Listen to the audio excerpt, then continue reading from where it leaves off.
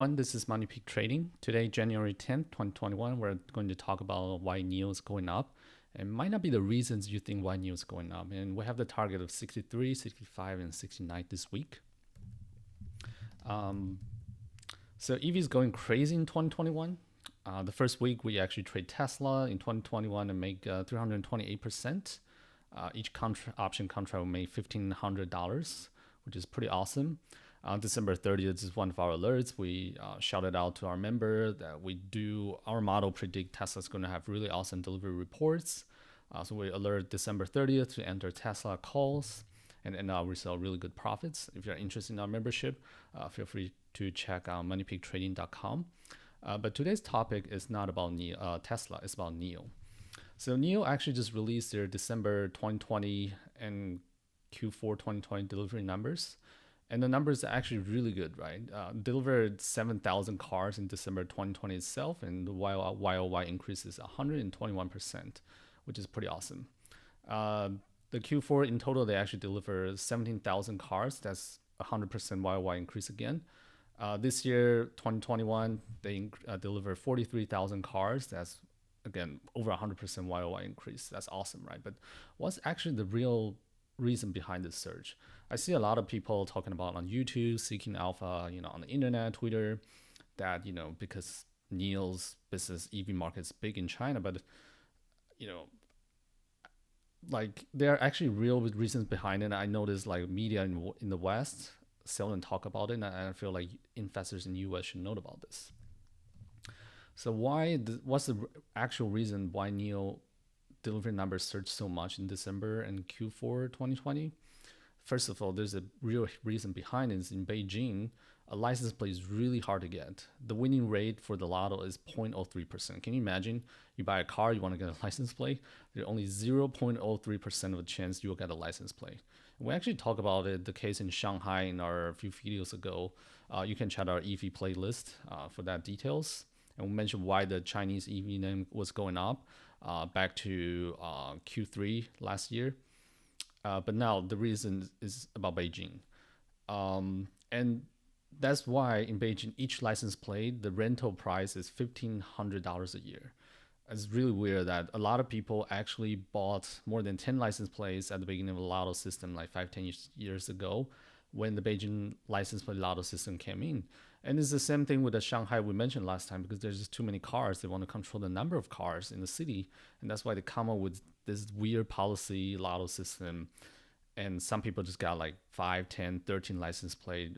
I saw on the news, like some people even have like hundreds of license plate. And what they do, just rent it off for people who cannot get those license plate, right? So it's pretty weird. And the Beijing city government does notice this weird thing. And back to let's step back a little bit. So without a Beijing license plate, if you live in like outside of Beijing suburb, you cannot drive into Beijing, right? So that just make your commute really hard. And imagine in this kind of COVID environment, or just you want to commute, you need a car. And without the Beijing license plate, you just cannot get in. It causes huge inconvenience, and that's why the Beijing license plate is so expensive, right? So back to the stories, the Beijing city government realizes the problem. So on December 7th, they actually released a new policy that one person can only have one license plate starting in 2021. However, if you have more than one license plate, you can keep more than one. But you can keep one license plate for sure, but all the rest of the license plates will expire as soon as the car disposed. You'll think that, okay, maybe a car will take forever to be disposed, right? No. So in Beijing, your car as a sedan, I know different car has different disposed deadline, but for a brand new sedan, your car has to be disposed in 8 years. So in that case, people are going to buy more new cars, right? Because a lot of them, they have like 10 license plate, and they can keep one license plate to be used for extended future, but for the rest of 9, if their cars are going to be disposed in 2 years or 3 years, that license plate is gone for sure. So what are you going to do if you have 10 license plate? You're going to buy 9 new cars on top of your 10 license plate, right? So you can maximize this 9 license plates lifetime. So you can maximize your license plate rental revenues, etc. And that is why that caused a huge line of all the car dealers in Beijing. Like everyone just buying cars if you have more than one license plate. So that's part of the reason why NIO delivery numbers are so high, and nobody mentioned about it in the West. It's kind of weird. So I just want to point it out. And the other kind of bearish news is China actually decided to cut the subsidies on EVs by 20% in 2021. So NIO, Xiaopeng, Li, they all saying like, okay, the government cut 20%. We're going to match this 20% to our customers. So actually, NIO, Tesla, Li, their car revenues will drop quite a bit because of this. At least some part of their models which lost the subsidy. However, NIO just come out with this NIO Day during this the end of this week, right? The past week, which is a huge, massive bunch of news.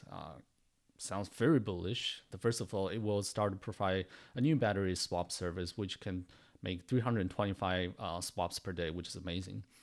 And they also plan to release a new battery in 2022 in Q4, which they claim will have 1,000 kilometers or 600 miles per charge. This number is really too good to be true. They don't have any prototype. They don't have any, they just said they are going to do it. So I would like to see more numbers before really believe like, okay, like this is really a case. But yeah, at least I think there's a really bullish big headline, right? And also they're going to release a new luxury model ET7, which will equip with this new battery with 1,000 kilometer per charge, 1,000 kilometer range per charge.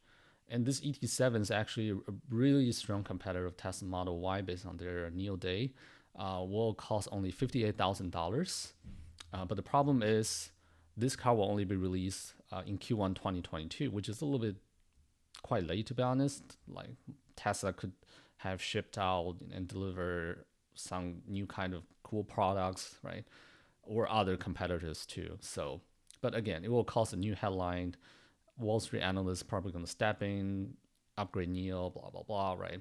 And the other really big headline, I think, is they partnered with NVIDIA for the next generation of automated driving EVs. But again, it will be 2022. So I know this NIO Day is a little interesting, right? Like there are some kind of bearish news. I think the Q4 2020 delivery number is a little bit inflated. Like I mentioned in the Uli Motor or the previous EV videos, I think the delivery number in 2021 will highly fluctuate, depends on the China EV policy. And I do expect the Q1 delivery number will drop a little bit. So it's a bearish news. Plus the subsidy loss in news bearish. And then they come up with this kind of interesting NIO Day, which has a lot of bullish news, but it's all like in the future. And they don't really have a really solid, numbers or prototype like, hey, here's the battery. We can show you we have the charge range, right? Like it's just a kind of promise. So we really need to see what they promise, what they can do on top of those promises. So I think right now NIO is creating a strategic topic.